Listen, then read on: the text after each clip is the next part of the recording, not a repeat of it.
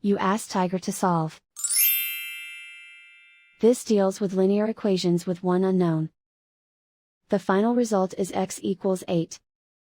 Let's solve it step by step. Group all x terms on the left side of the equation. Subtract 5x from both sides. Group like terms. Simplify the arithmetic. Group like terms. Simplify the arithmetic. Group all constants on the right side of the equation. Add 13 to both sides. Simplify the arithmetic.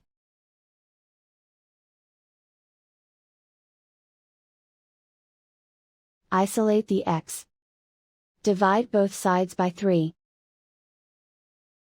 Simplify the fraction. Find the greatest common factor of the numerator and denominator. Factor out and cancel the greatest common factor. And so the final result is x equals 8.